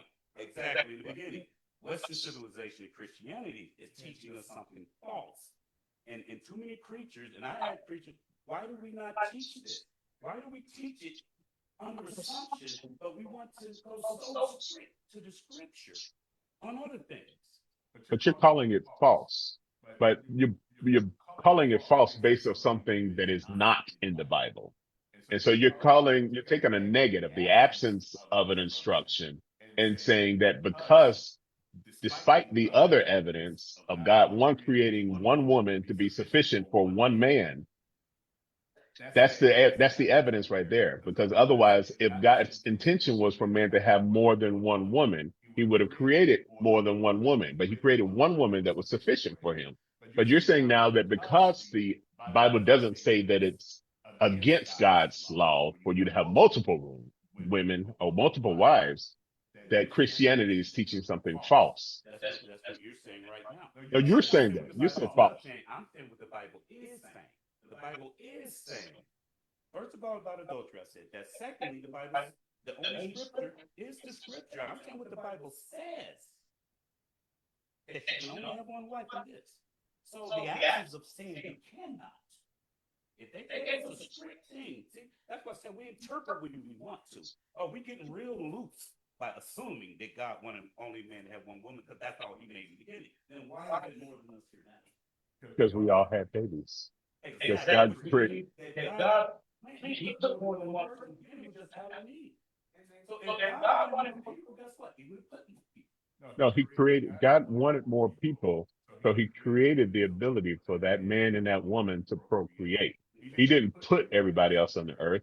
He gave that one man and that one woman the ability to plenish the earth as a result of what he did. But my only contention is that you're saying Christianity is teaching something false that is not affirmatively stated in the Bible. You're making a claim that what's being taught is false because it's not in the Bible. That doesn't make sense. I'm a person of proof. You could point out everything in the Bible and stuff. So I'm just asking anybody to point me to anything that specifically says a man should only have one wife. And You when just- you do that, then that's You could say, but he did, and you ignored it. But that's No. It's not persuasive enough for That's me. sufficient We came proof. to a conclusion But it's not based sufficient. on- It's still proof. It's not sufficient proof for you. You're coming to a conclusion based on the fact that David was a man after God's own heart and that he had many wives. And so God then therefore ordains many wives. God loves certain people despite themselves and despite their inadequacies. And so if God has an expectation, he expects those persons in leadership to be held to a higher standard than just the general population, right? And so, right. So, but I'm saying the scripture that you pointed to, he's saying that a bishop should be held in a higher standard, which tells us then that God views man with one wife a higher standard than man with multiple wives. Well, God said that it's best that a man not. right? Why? Because not only do you have to please God, now you have to please her. So yeah, of course, this man got something with his one wife. And I don't want to be a fish. So I could have 5 wives. You don't want the higher standard. You know, there's my territory kingdom. So which is the higher standard then? One wife or multiple wives? You have to be called. You have to be called the bishop. He didn't call me. But he just said which is the higher standard. Multiple wives. Yeah. Okay. Make sure we can't hear you.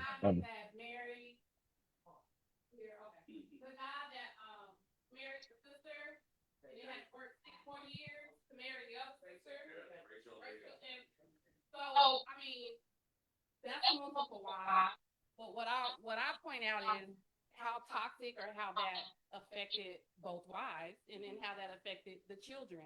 So you had, now there's jealousy, there's a lot of resentment. So you can have those multiple wives, but even understanding what comes with that could be a lot of sin.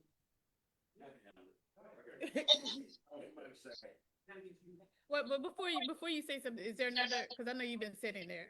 Yeah. She's doing Facebook questions. They've been posted. Okay. Yeah. Okay. So someone wanted to ask about the questions for Jenny. Happy I birthday. was gonna Jenny. say you'll let me know how that if tastes. anyone is going to be submitting questions, I did see one.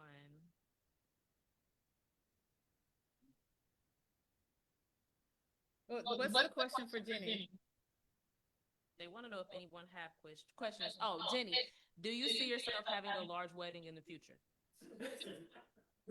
No. Do you see yourself as wearing a white dress in the future in a wedding? And veil. And veil. Obviously, she saw herself in a veil. You did. I So want to she know see herself how getting I married saw in your the face. future. A veil? Hmm? A veil? No, he asked if I was wearing white. I said the dress and white. Oh, The dress and veil will be white. that's actually it. Yeah, that's it. We're gonna. I want to know how they Thank stick you. to the chicken. All right, this is her man. And this is our Hermit. last question for the day. I'm sure we're running out of time. Y'all ready?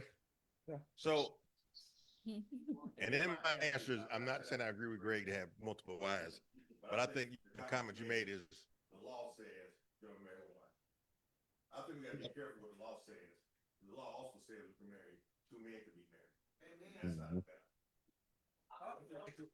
This is true. This is true. And so the whole issue, I get kind of perturbed a lot of times with Christians being overly concerned about the laws of man.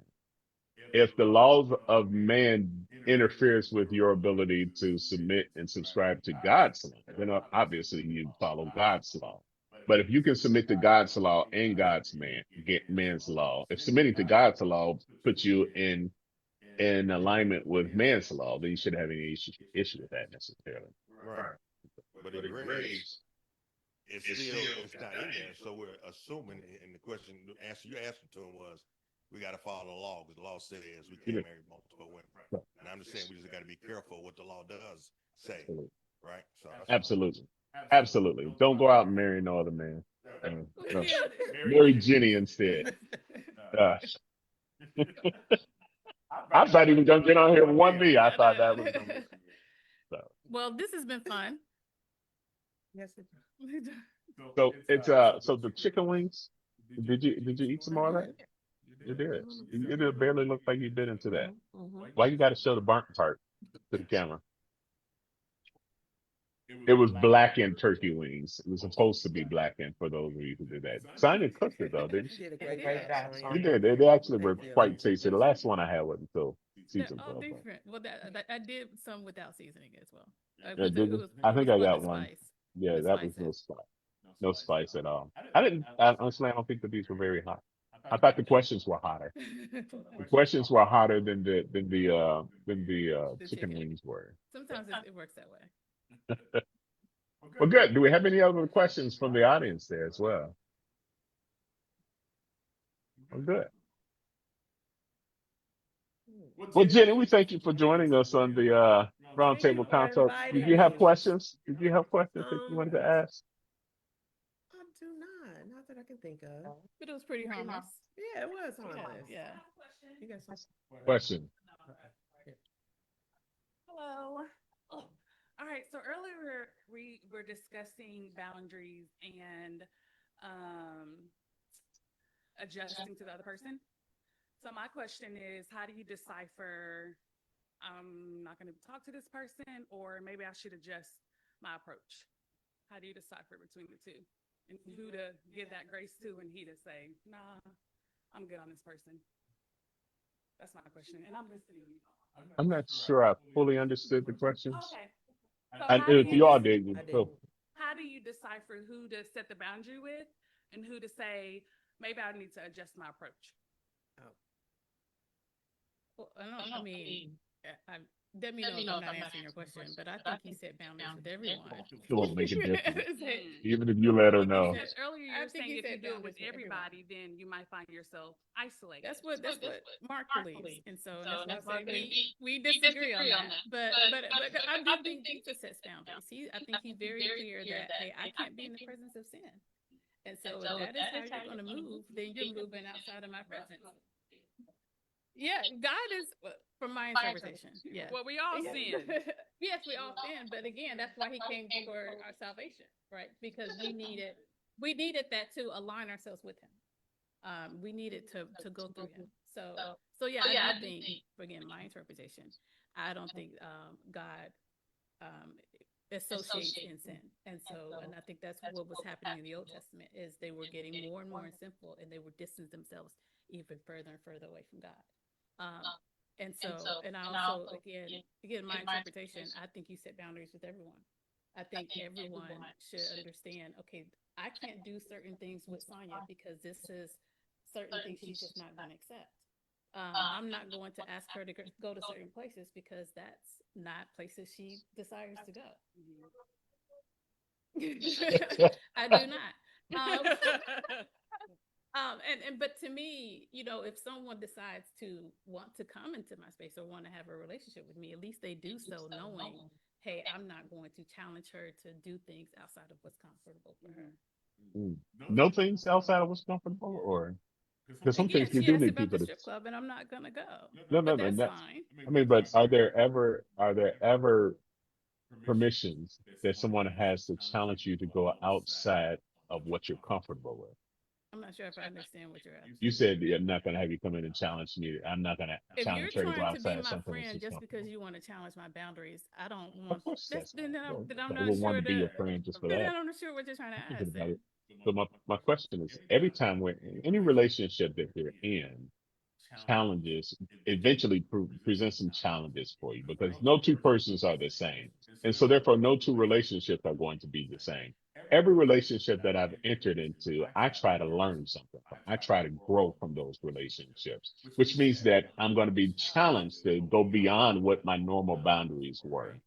And so I'm not to the point where I'm going to feel like I compromise who I am, or to the point where I want to say that I'm going to sin to do this. Now, there are certain levels that you're not going to push me out that. But inside my little bubble, yes, if you are a trusted friend, I hope that you will challenge me to step outside of my bubble and help me to grow as an individual. And that's kind of what my question. That's it. And that's Yeah. Mark's answer. Yeah, that's kind of what my question was more so. Yes, I agree. You have to have your boundaries. That's fine. But at one point, you're like, okay, maybe I can readjust how I handled that. And if you put up that boundary all the time, when are you readjusting?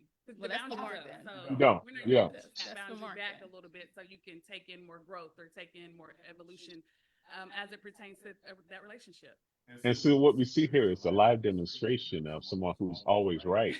And who's very comfortable in their little bubble. They're comfortable in their bubble, and they're like, "Listen, if you want to exist in my space, you come into my bubble under my conditions, under my terms, and under my rules and everything." Which is fine if that's how you want to live life. But then I think it's much better sometimes to expand the bubble to say, "Hey, come into my space. I have some things that I can learn from you. There's some things that you can learn from me." and we can grow And she's together. asking, That's how do all. you determine when it's okay to So let? so I think to answer your question, how do you determine it? I think it just depends on how you value the relationship. If you value that person's relationship as, hey, first of all, you have to be pretty introspective for yourself to say, Look in the mirror. yeah, I did overreact to that. Maybe that was a little bit over the edge the way that I responded to it.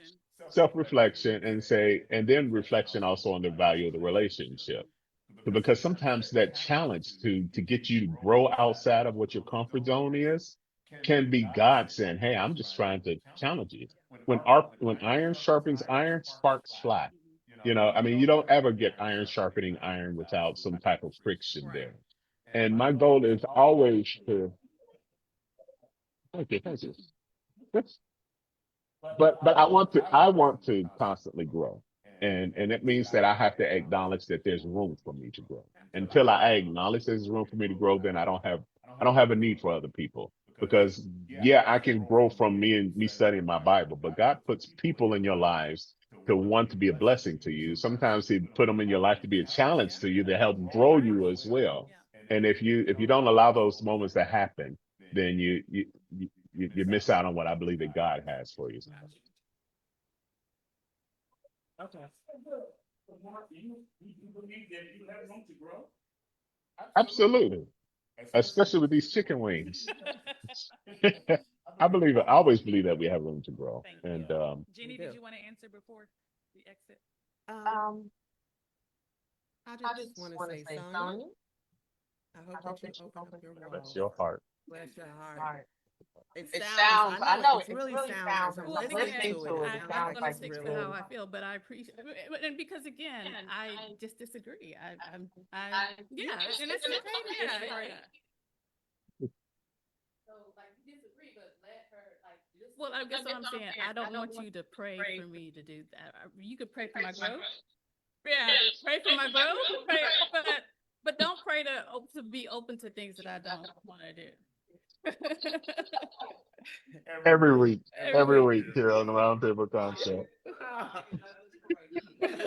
and Lord God, I need those of you I'm who not those of saying you who ask you speak in to go out tongues. your box. I'm just saying to be more open. Like you said, you learn from people. There's somebody that's outside that box. There's somebody out there who has different standards than you do. And you might put them outside your box, but they can teach you Maybe, something. but there are also people in my box that also ensure my growth. I don't want you worried about me. Okay. That's sweet, Quan. And on That's that note, Right. And this is what I do with every week on the Roundtable Consult. I And know Mark is lucky enough to be in the box, huh? yeah, exactly. I've been working on Sonya, trying to get her connected with. I started checking out my guest on the show last week. Okay, so now we're really about to start. You need to start eating some chicken wings on that note, huh? Eat chicken wing, huh? Well, good. Listen, we appreciate you guys for tuning in. We appreciate the questions that you've put in. Hopefully you are liking and subscribing this content as well as our podcast on other platforms. You can catch a repeat of this episode on K-Day Live, as well as Star Radio. And hopefully you are tuned in to either YouTube and Facebook, as well as your favorite podcast platform. So until next Saturday, 11 a.m. Eastern Time, 10 a.m. Central Standard Time. Thank you guys so much for tuning in.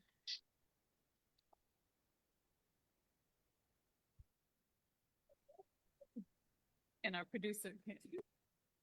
Still that.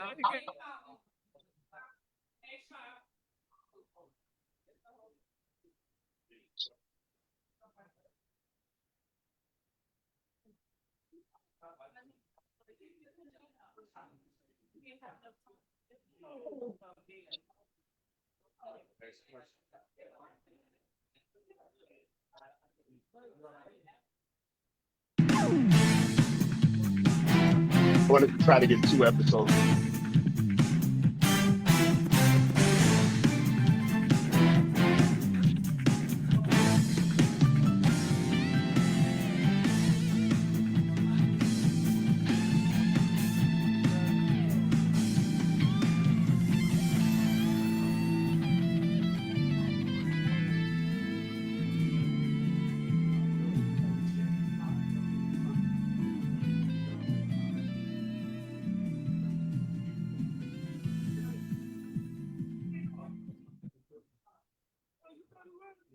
You